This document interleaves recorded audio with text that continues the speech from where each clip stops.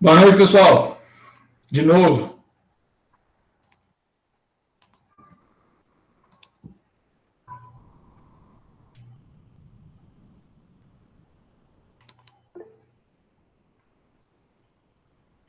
Tudo certo aí, né?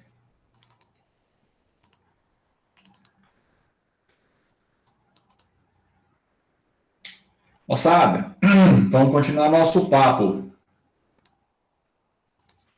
daquele dia. A gente falando sobre sistemas hidráulicos e pneumáticos. Deixa eu só pegar aqui onde que a gente parou.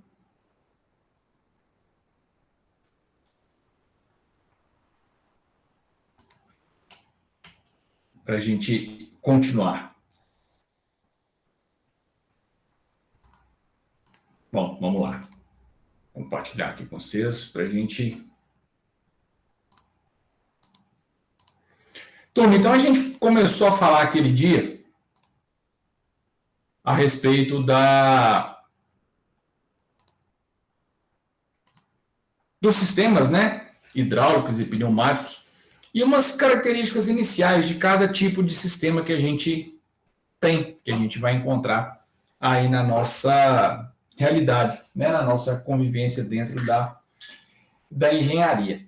E aí, turma, a partir de agora vai ser muito importante que a gente vai começar a falar mais detalhadamente desses dois tipos de sistemas, funções, limitações, vantagens, aplicações, para depois a gente começar a falar dos componentes propriamente dito de cada um desses sistemas, né?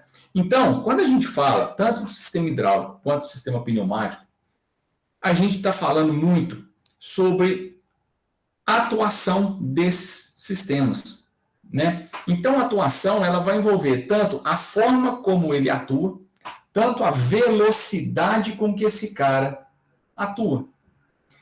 E aí, turma, a gente está falando de velocidade e forma de atuação, porque isso precisa ser controlado. E nós vamos ter uma diferença muito grande em relação a esses dois sistemas pela característica de controle ao longo do trabalho do sistema. Por que eu falo isso? Porque o sistema pneumático ele tem a característica de ser controlado no início e no final da atuação. Mas numa posição intermediária, eu não consigo controlar um sistema pneumático. Diferente de um sistema hidráulico, onde eu tenho um comando de acionamento, eu tenho um comando de finalização, mas no meio do caminho da atuação eu consigo controlar esse sistema. Consigo parar, consigo aumentar a velocidade, consigo diminuir a velocidade, certo?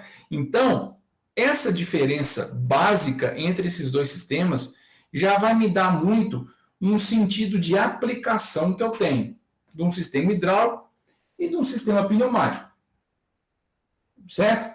Agora, ambos os sistemas, ele precisa ter um acionamento, e esse acionamento a gente precisa definir como que ele vai ser feito, de uma forma automatizada ou de uma forma manual. E depois a gente vai ver quais são os recursos que a gente tem para trabalhar com essas duas frentes de acionamento, né? Então, turma, quando eu estou partindo para um acionamento manual, o que eu chamo de acionamento manual? Eu ir lá e ligar o sistema manualmente. Certo? Eu dar o comando de acionamento para um sistema. Seja de forma manual propriamente dita, eu vou lá e aperto uma botoeira e eu aciono o sistema. Ou então, através de uma ligação remota. Um botão, um teclado, uma chave, uma tela de supervisório, enfim. Ou seja, eu posso fazer um acionamento de forma manual. Agora, esse acionamento manual, ele também vai depender se eu estou trabalhando com componentes mecânicos, se eu estou trabalhando com componentes elétricos, pneumáticos ou hidráulicos. Então, turma, ao acionar, mesmo que seja manualmente um determinado sistema hidráulico ou pneumático, eu vou ter uma série de componentes responsáveis por entender que ele foi acionado e enviar o comando para aqueles atuadores do sistema. Então, nós vamos fazer uma varredura bem grande em todos esses componentes de um sistema hidráulico e também de um sistema pneumático. Bom, quando a gente tem um acionamento via motores ou um acionamento via automática, tá? É onde eu vou ter características importantes que vão me levar a estabelecer um critério de funcionamento do meu sistema. Bom, então o acionamento é parte desse problema, né? Parte dessa solução, desculpa. Depois, a forma como esse acionamento é feito. Depois, como que o sinal desse acionamento chega até os atuadores. Quem que vai controlar qual vai ser acionado primeiro? Isso eu vou fazer através de um controle lógico programável ou um CLP. Então, como que um CLP vai determinar quem vai ser acionado em qual determinado momento daquela minha operação? E por último, gente, nós vamos trabalhar com os componentes envolvendo válvulas, eletroválvulas, válvulas pneumáticas, válvulas hidráulicas, que é quem de fato vai ajudar a, na hora que esse comando for realizado, a um direcionamento do fluido dentro do meu sistema, para onde esse fluido vai. Então, turma, esses componentes, eles vão ser fundamentais quando eu estiver falando em dimensionamento, quando eu estiver falando em estruturação do meu sistema elétrico para atender a um sistema hidráulico ou a um sistema pneumático. Então, quando a gente vai fazendo esse tipo de seleção, eu tenho que considerar várias variáveis. Custo, condição ambiental, facilidade de manutenção, confiabilidade, disponibilidade de recursos, conhecimento desses recursos. Então, tudo isso vai fazer parte de um pacote, turma, para que a gente escolha um método mais adequado à minha realidade. Pode ser que eu vou montar, por exemplo, só um atuador pneumático e uma botoeira de acionamento. Certo? Agora, pode ser que eu escolha um atuador que ele tenha um retorno automatizado e ao retornar ele me avisa, opa, retornei, estou fechado, ou avancei, estou aberto. Então, a gente consegue partir de um sistema básico e ir incrementando esse sistema até chegar numa configuração que me atenda de acordo com a demanda que eu tenho de trabalho. Beleza? Então, moçada, nós podemos falar que eu tenho várias formas diferentes de sistemas. Então, eu tenho sistemas hidráulicos, sistemas formados com conjunto motor elétrico e fuso. Eu tenho conjuntos pneumáticos e com motor de passo. Turma, um sistema pneumático, ele pode possuir várias velocidades de atuação. Então, percebam como esse quadrado maior, esse retângulo maior, desculpa, ele abrange uma ampla faixa de velocidades de atuação e de graus de força de atuação também. Certo? Sistemas hidráulicos, eles têm a característica de ter um comportamento de mais potência de saída, mais força de atuação na saída, porém, eles não trabalham com velocidades muito baixas e nem com velocidades muito altas. Mas essa velocidade muito baixa, turma, é porque eu tenho uma bomba hidráulica que vai fornecer vazão para sistemas hidráulicos. Quando eu não tenho velocidade muito alta, quando eu não tenho uma velocidade adequada de trabalho em sistemas hidráulicos, eu preciso fazer com que o fluido hidráulico ele recircule no meu sistema. Quando o sistema, por exemplo, está estático. E ao recircular, ele vai atritando com a tubulação e ele tem uma elevação da temperatura. Então, o fluido hidráulico pode perder qualidade se ele não estiver trabalhando em uma velocidade adequada. Então, às vezes, muitas vezes, eu preciso montar um sistema de troca de calor desse fluido hidráulico para que ele resfrie ao ficar recirculando por dentro do sistema. Beleza? Por último, gente, muito utilizado em alguns equipamentos é a configuração com motor de passo. Então, o motor de passo, ele é voltado para moderadas forças de atuação, baixíssimas velocidades, mas um alto controle daquele movimento que eu estou realizando. Então, percebam, eu vou definir qual a forma mais utilizada, mais viável ou que mais me atende, baseado numa série de variáveis. Dentre elas, uma das mais importantes é custo. Custo de implantação do meu sistema. Até então, tranquilo?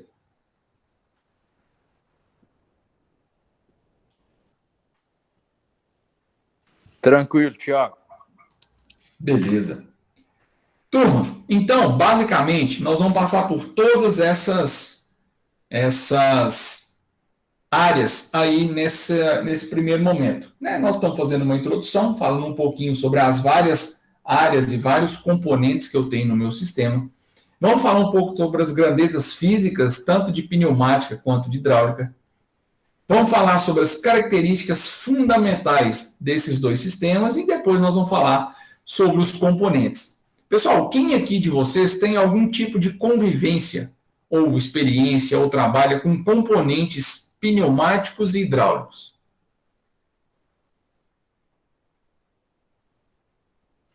Lá na oficina tem compressor de ar, né? Sistema lá de ar comprimido, esse negócio.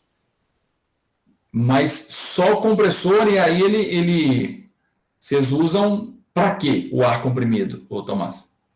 Tem as ferramentas para isso, né? Tipo a parafusadeira, ela transforma o ar comprimido em torque, no caso. Ferramenta pneumática, então, que é o uso de vocês lá. Isso. Beleza. Quem mais, gente? Tem algum tipo de convivência com esses componentes? Ô, Thiago, no lugar que eu trabalho, eles usam uma máquina lá para descolar pneu de caminhão, que ela é pneumática e hidráulica, só que eu não sei o nome. Depois eu vou pesquisar, a próxima aula eu trago aí. Não, beleza. Obrigado, Daniel.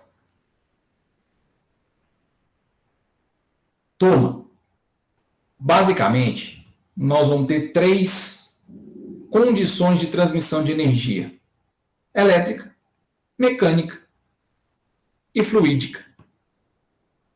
Seja ela de forma hidráulica ou seja ela de forma pneumática. Então, turma, lá no início, lá nos primórdios da civilização, utilizava muito a força hidráulica de água para moagem de grãos, principalmente, né? Ou para movimentação de alguns dispositivos de bombeamento de água. Esse fluido sob pressão, e aí vocês fizeram lá comigo a disciplina de máquinas de fluxo e deslocamento, esse fluido ele vai exercer uma pressão hidráulica e essa pressão hidráulica vai ser transformada em energia mecânica. Certo? Agora, nós temos componentes que vão aumentar essa pressão sobre o fluido. Como que chamam as máquinas que fornecem energia a um fluido?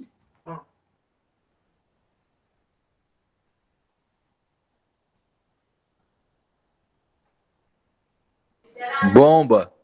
As bombas, exatamente. Nós falamos disso o semestre passado inteiro, hein, gente? Não é possível que vocês vão esquecer isso. Então, ao fornecer energia para um determinado fluido, eu estou aumentando a capacidade de um sistema de transformar essa energia em uma outra energia, principalmente energia mecânica ou elétrica. Agora, quando nós estamos falando de sistemas hidráulicos e pneumáticos, a pressão de um fluido, a força exercida por um fluido num determinado componente, vai transformar essa energia em movimento. E aí essa transformação de energia em movimento é o que a gente vai utilizar basicamente como uma força de saída dos sistemas hidráulicos ou dos sistemas pneumáticos, certo? Então, basicamente, nós estamos falando aqui numa condição de pressão e numa condição de vazão. Bom, lá em máquinas de fluxo e deslocamento, a gente também não falava basicamente em pressão e vazão? Lembra disso? Aqui também a gente vai trabalhar com essas duas unidades, ou pressão ou vazão. E essa pressão, gente, basicamente vai ser uma pressão que nós vamos trabalhar em bar, na maioria das vezes, na unidade de bar.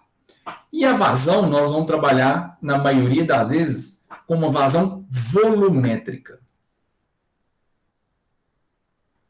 Beleza? Moçada, inclusive semana que vem eu vou participar de uma perícia, tá? Uma perícia de um cliente meu, que ele está com um processo correndo, né, contra uma fabricante de equipamentos. E quando ele foi comprar o equipamento que deu problema e tudo mais, e até por isso que ele está processando a empresa, uma das primeiras condições que ele tinha ao comprar esse equipamento é que ele pudesse tocar um implemento agrícola que ele tinha. Mas como que ele sabe? Qual que é a condição se essa máquina era condizente ou não com um implemento? Primeira coisa, vazão hidráulica. A máquina tem a capacidade de fornecer uma vazão hidráulica suficiente para atender o implemento? Tem. A máquina tem condição de fornecer uma pressão hidráulica suficiente para atender o implemento? Sim. Então, baseado nessas duas características de pressão e de vazão, ele comprou um implemento. Só que nessa parte ele não dá problema. Começou a dar problema em umas outras coisas devido à natureza de operação. E no manual da máquina fala o seguinte: bom, você consegue essa vazão e você consegue essa pressão hidráulica.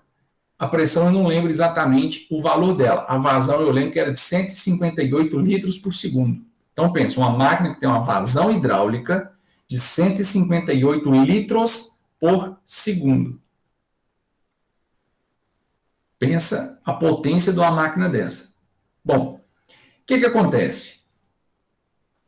Essa máquina, no manual fala que para ela fornecer uma condição de funcionamento, ela tem, tá? Mas para que ela consiga fornecer essa condição, tanto de pressão quanto de vazão, ela precisa trabalhar com 80% da potência máxima dela. Pessoal, vamos pegar um veículo aí que tenha, sei lá, 150 cavalos. Quanto que esse veículo, de fato, precisa dos 150 cavalos?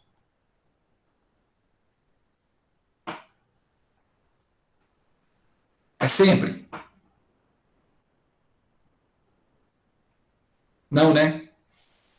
Se eu pegar um carro desse numa velocidade de uns 100 km por hora, só que uma velocidade constante, esse cara vai estar consumindo aí 55, 60 cavalos desses 150. E aí que tá. Essa máquina, para trabalhar com esse implemento, por exemplo, que eu estou falando, ela precisa de pelo menos 80% da potência máxima dela, 100% do tempo. E é aí que o fabricante está falando, opa, minha máquina não foi feita para trabalhar dessa forma.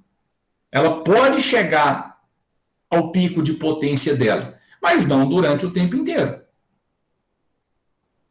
Certo? Ela pode atingir, mas depois ela tem que diminuir o regime de trabalho dela. No manual, não fala nada disso. No manual não fala absolutamente nada disso.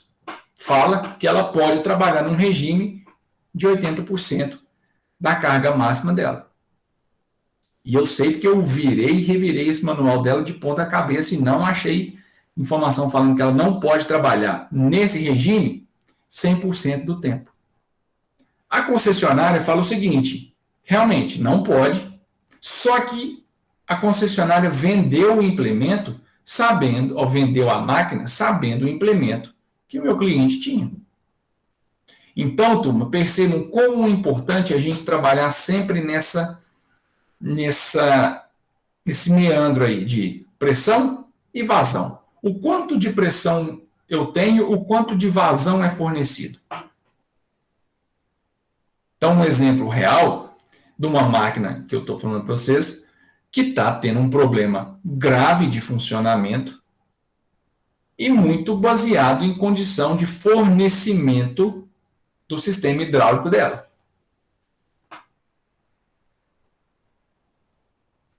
Beleza?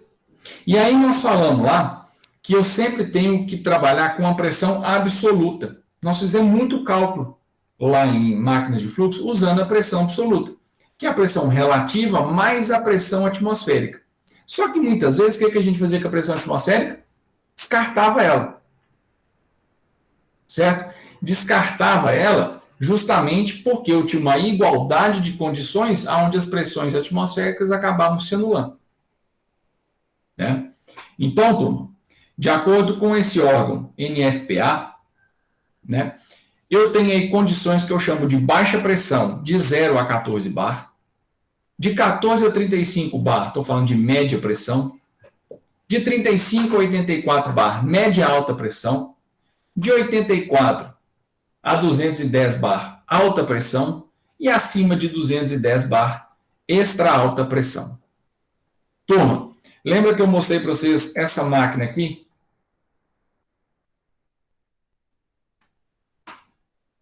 Eu comentei com vocês que eu tinha uma prensa hidráulica no início da formação da pré-forma, e depois eu tinha um sopro, uma pressão pneumática dentro da câmara de combustão. Lembra que eu falei isso para vocês?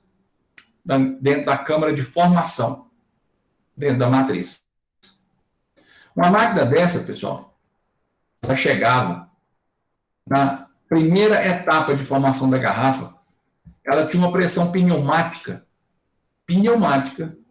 de mais ou menos 200 bar de pressão para a formação da pré-forma. Turma, um compressor comercial que toca uma ferramenta pneumática, por exemplo, que o Tomás comentou, o Daniel também. Qual que é a pressão que sai de um compressor desse? Você sabe?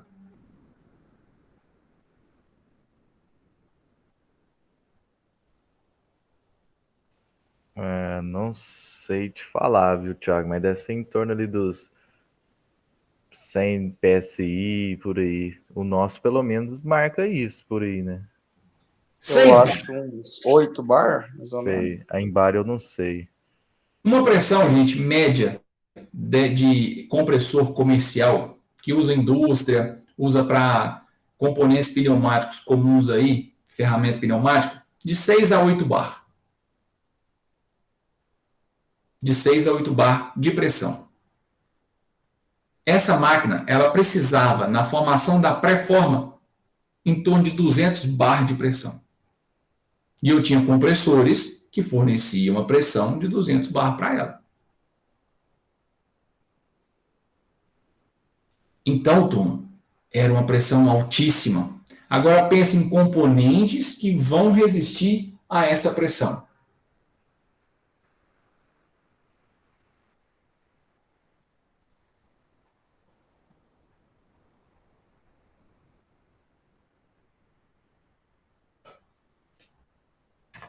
Então, turma, nós vamos trabalhar bem esses componentes pneumáticos a partir de agora. Então, quais são as características de sistemas pneumáticos? Primeiro, proteção contra a explosão. Nós estamos trabalhando com fluido que não é explosivo. Certo? Um fluido que é captado na atmosférica. Mesmo que eu tenha uma alteração de temperatura muito forte, muito grande, eu tenho um sistema praticamente insensível a essa oscilação de temperatura. Mas aí eu faço um parênteses. Sistemas pneumáticos, gente, em dias muito frios, ele costuma gerar muita umidade interna no sistema. Então, a gente tem que cuidar isso, tá? A pressão de saída, a vazão de saída não vai alterar. Só que eu corro o risco de formação de umidade dentro do reservatório, principalmente em dias frios, que ocorre a condensação em maior grau desse ar que está sob pressão. Beleza? Os meninos comentaram aí de ferramenta manual. Ferramenta pneumática. Então, um sistema pneumático, ele tem condição de gerar energia e transformar tanto em movimento linear, alternativo, quanto movimento rotativo. Então, nós vamos ter, por exemplo, bombas pneumáticas, motores pneumáticos, que transformam a vazão pneumática em um movimento rotativo. Nós temos atuadores, por exemplo, esse cilindro que está embaixo, que ele transforma uma pressão pneumática em movimento alternativo, em movimento linear. Beleza? Eu consigo controlar velocidade e força. Então, se eu fizer ajuste no meu atuador, por exemplo, todo atuador ele vai ter um ajuste a ser realizado, por exemplo, nesse aqui que está no slide, ó, aqui, nesse ponto e nesse ponto, eu consigo fazer um ajuste e regular tanto a velocidade quanto a força daquele atuador. Eu não consigo controlar no meio do movimento. Então, uma vez que ele iniciou o movimento, ele vai até o final. Beleza? Só que esse movimento eu tenho um controle sobre ele. E a energia, turma, ela pode ser transmitida por grandes distâncias. Em indústria de alimentos, tá? Existem muitos equipamentos que fazem transporte pneumático. Então, o que é transporte pneumático? Você tem aí, que a gente chama de blowers ou sopradores. Esses equipamentos, eles injetam ar sob pressão numa linha e fazem o transporte, geralmente de algo sólido, fazem o transporte por sopro, por injeção de pressão positiva numa linha. Então, indústrias de amido, indústrias que trabalham com ração peletizada, ou indústrias que trabalham com material extrusado, com massa, com pó, café. Muitos desses transportes usam o transporte pneumático. Ou seja, eu tenho uma injeção de ar sob pressão, limpo, numa tubulação, e ele fica responsável por empurrar o produto para frente. Esses equipamentos são chamados de transportadores pneumáticos. Alguém já viu algum desses?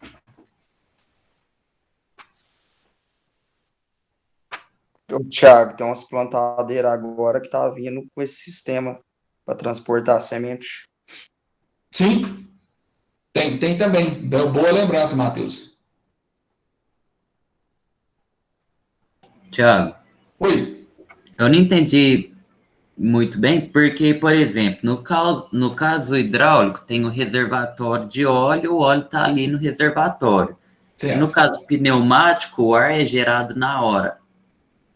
Então, depende. Quando a gente está falando, por exemplo, de ar comprimido, aí sim eu tenho a geração e tenho o armazenamento. Então, geralmente eu tenho um vaso de pressão que vai armazenar esse ar sob pressão. Mas esse armazenamento do ar, Marcos, não é nem tanto por questão de manter a pressão, de ter vazão na linha, e sim para regular a pressão, você garantir que a pressão fique uniforme na linha, tá? E segundo, para tirar a umidade da linha. Em transportadores pneumáticos, você está trabalhando uma pressão menor do que do ar comprimido, você não tem armazenamento desse fluido. Então, você tem um ventilador empurrando positivamente o ar para dentro da tubulação.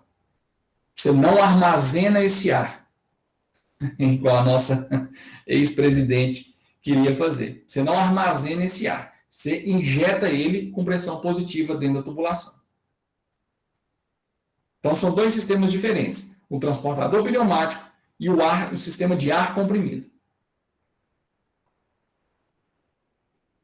Beleza, valeu. Beleza? Entendido? Agora, um sistema hidráulico, ele precisa ser um sistema fechado. Por quê? Porque não pode ter vazamento, alguma coisa assim. Beleza. Primeiro, por questão de contaminação. Isso aí mesmo, Tomás. Ou seja, você não pode descartar o óleo para a atmosfera igual você descarta o ar. Primeiro ponto é esse. Segundo, você consegue aspirar óleo do ambiente? Não. Não. Né? O ar, você puxa ele do ambiente externo. O óleo, você não consegue puxar. Então, você já tem que ter um reservatório apto a fornecer fluido para a bomba. E terceiro ponto, contaminação. Ou seja, esse óleo, gente, ele não pode contaminar o produto que ele está onde o atuador está atuando.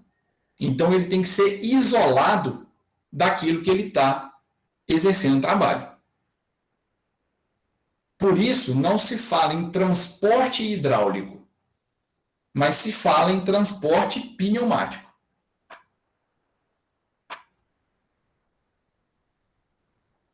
Beleza?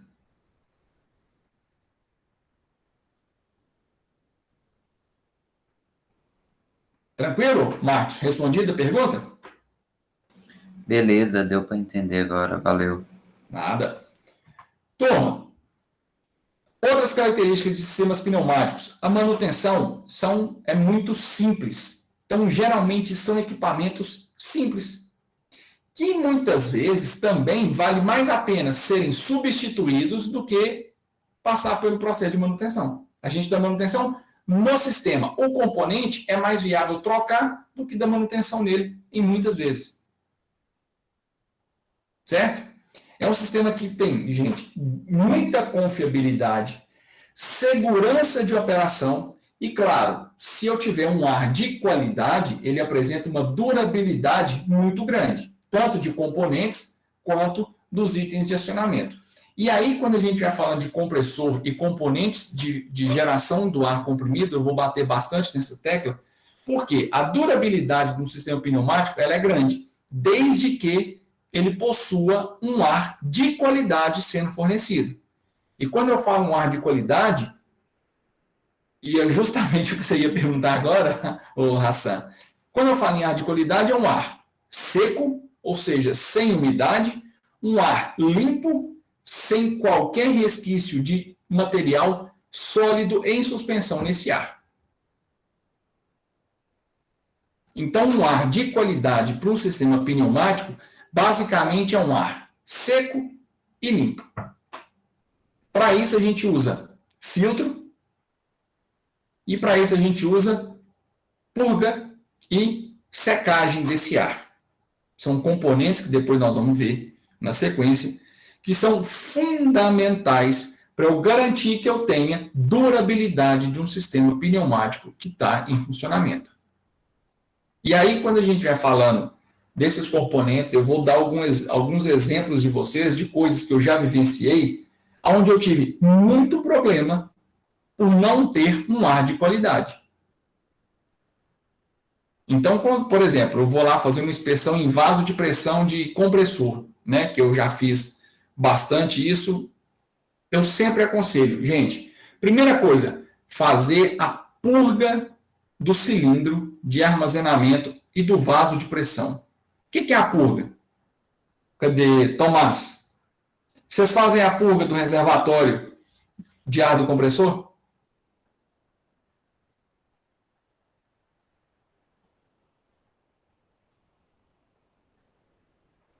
Tomás está aí? Oi? Voltei agora. Lá onde você trabalha, vocês fazem a purga do reservatório de ar? Purga é retirar a água lá de dentro? Isso. Faz, acho que, sei lá, de 6 meses. Não tô lembrado. Então, deixa eu te contar um negócio. Sabe qual que é o ideal de ser feito? Não. Uma vez por dia, pelo menos. Credo. Eu tô enrolado, então. Pelo menos uma vez por dia. E sabe que hora? Cedo. Antes de começar a trabalhar. Então, chegou, ligou o compressor, faz a purga do reservatório de ar dele. Mas beleza, não sabia desse trem, não. Hein? E em dia frio, igual a gente está vivendo agora, o ideal é que se faça pelo menos 2 vezes por dia. Ô, Tiago, como Oi. que é feita essa purga? Ele tem uma valvulinha. Claro, esses compressores normais, usuais, ele tem uma válvula embaixo dele. Quando a gente for ver o compressor ali do laboratório, eu mostro para vocês. Ele tem uma válvula, abre ela manual. Ou então se monta um sistema de purga automática. De tempos em tempos, ele libera a umidade para o ambiente. Você pode regular ele por tempo, como pode regular ele por pressão.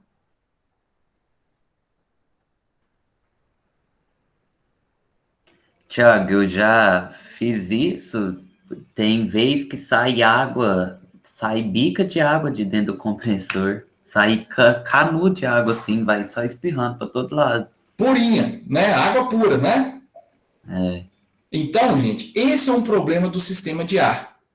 Então, eu consigo garantir durabilidade, porém eu tenho que garantir qualidade desse ar. Essa água que o Marcos está falando, e é isso que acontece mesmo, Tomás, até te desafio a fazer isso, depois semana que vem você conta para nós, chega amanhã e abre o balão de ar desse compressor. Você vai ver a quantidade de água que vai sair, ainda mais porque nós estamos tendo noite fria. Então, aí que condensa para valer aquele ar que fica lá dentro. Porque, querendo ou não, gente, o ar aspirado da atmosfera, ele tem umidade nele. Né? Então, quando ele está sem uso, ou quando está frio, ou uma combinação dos dois, essa umidade que está presente nesse ar pressurizado, ela vai condensar. Só que se eu não fizer esse sistema de purga, para onde que vai essa umidade? Para dentro do meu sistema. E aí essa característica de durabilidade, esquece. Esquece. Aí você não tem um sistema durável.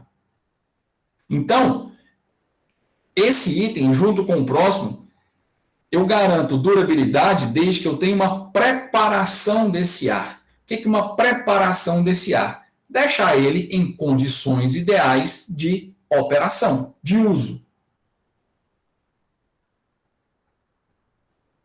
Beleza? Marcos, vocês fazem essa purga com que frequência?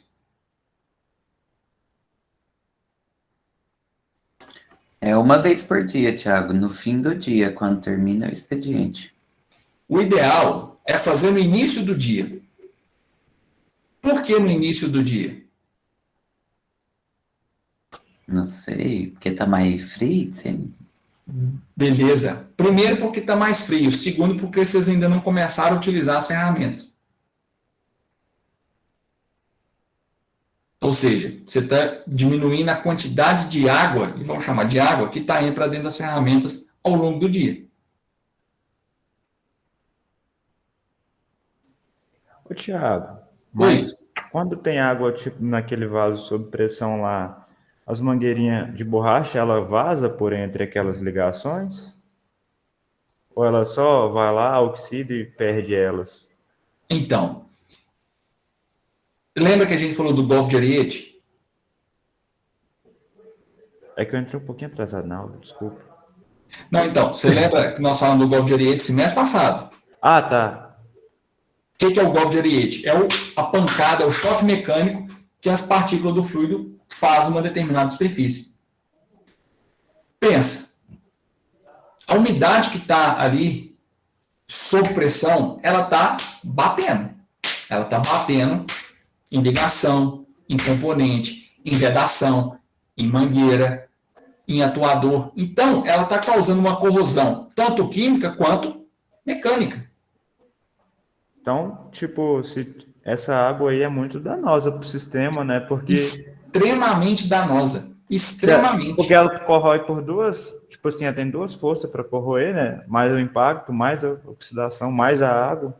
Exatamente. Ela é extremamente danosa. Então, quando a gente vai falando dos componentes no sistema pneumático, um dos mais importantes que eu vou bater na tecla com vocês são os purgadores e os secadores de ar. Aí sim, eu garanto que eu vou tirar muita umidade, que é extremamente prejudicial a componentes pneumáticos. Mas você falou desse secador aí, ele funciona, tipo, ele esquenta uma pontinha lá por onde o ar passa, Isso. mas aí o ar quente não tem influência, não? Porque aí Não, porque o ar com outra temperatura ele não fica maior, não? Então, ele tem um sistema de drenagem dessa água, de secagem dessa água, mas como o ar, ele não é problema esse ar estar quente. Só que nós estamos falando de um ar quente, não é na condição de altíssimas temperaturas. Entendeu? Ele vai secar o ar entre uns processos por centrifugação, mas ao mesmo tempo ele vai aquecer esse ar, mas ele não vai aquecer a ponto de falar, nossa, o ar está pelando de quente. Não, ele vai dar um breve aquecimento, mas o suficiente para tirar essa umidade da linha. Existem equipamentos que ele tem um secador e um resfriador junto. Existem compressores que esse secador já vem integrado na saída. Então, ele já antes de jogar o ar para a linha, o próprio compressor já tem um secador integrado. Então, existem várias alternativas e possibilidades para a gente fazer esse tratamento desse ar, que nós vamos falar, e muito, na hora que a gente vai falando desses componentes. Desse jeito fica bacana, porque aí o ar de qualidade, né, aí tipo, funciona pro resto da vida. Sim. No próprio compressor que nós temos no Nipan, lá no laboratório de processo de fabricação, ele tem um sistema, ele tem um secador integrado. E mesmo assim, gente, dependendo da condição climática, eu ainda tenho certa umidade no ar comprimido. Mas entre não ter o secador e ter, a diferença é muito grande. Depois vou dar um exemplo para vocês, que eu já vivenciei, que assim, eu tive muito problema em componentes pneumáticos por excesso de umidade no meu sistema.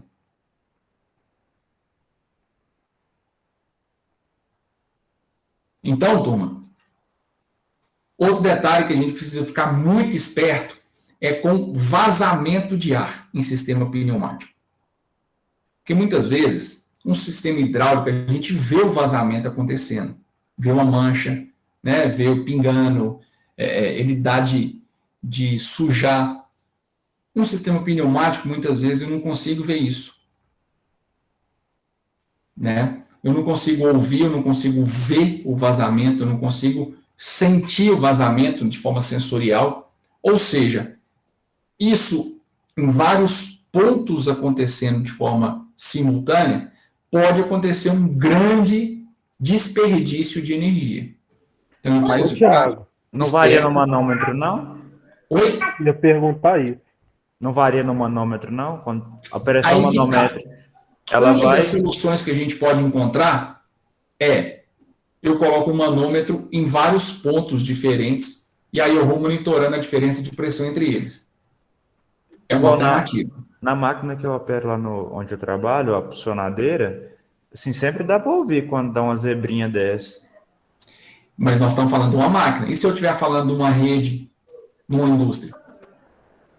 É complicado, mas, assim... Estou falando de um ponto de entrada numa máquina só. Faz um barulhão quando rompe uma mangueira, cara, que, tipo assim, se o cara não escutar... Mas é que tá.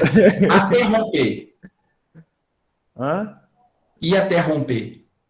Até romper, aí vai vazando. Às vezes já está com um micro vazamento que, com a indústria funcionando e não é um lugar acessível e tudo mais, você não consegue perceber. Sim. Certo? Esse é o problema em escala industrial. Então, a gente consegue, de algumas formas de manutenção preditiva, preventiva, e de monitoramento por instrumentação, a gente consegue cercar esses vazamentos. Só que tem que investir. E muitas vezes a empresa não quer investir. É aí que está. E perde muita energia por conta disso. Turma, parar por aqui então. Já está em cima da hora. Semana que vem